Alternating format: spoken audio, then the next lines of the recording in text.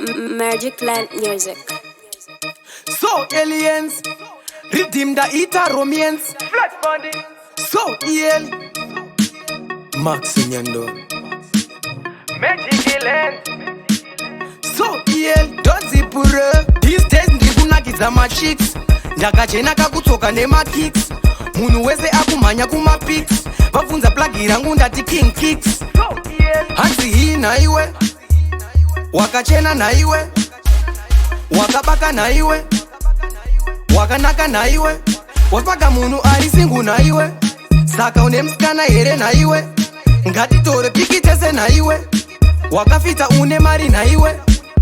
Hii naiwe, hii naiwe, unochena mukomana. Hii naiwe, hii naiwe, hii naiwe, hii naiwe, saka uya timodanana. Hii naiwe, hii naiwe, mati rangu rinotangira kuzasi, pakulana ndina nidhi yemasasi. Chinzwa mabhebi oti ndiri yavo klasi, kuburikidza nemasasi. Tiri timu ranatewa, timu rine flavor, netimu rangu tinogara takageza.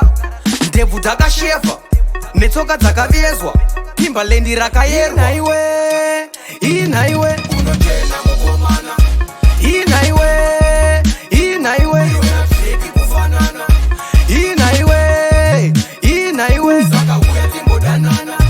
Hii naiwe, hii naiwe, kuvoza ndapiwa dhiri iri remavhiri, reshangu dzangu idzi dzinenge vhiri. Prada ndangofanana nevari mhiri, ndatochinja skiri, izvi ndo zvazviri.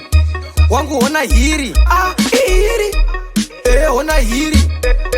Ona hiri. These days ndiri kunakidza machicks, ndakachena kakutsoka nema kicks. Munhu wese akumhanya kuma pics, vabvunza plagi rangu ndati king kicks. Hii naiwe, hii naiwe, unochena mukomana. Hii naiwe, hii naiwe, hii naiwe, hii naiwe, saka uya timodanana. Hii naiwe, hii naiwe, unochena mukomana. Iwe nafiki kufanana,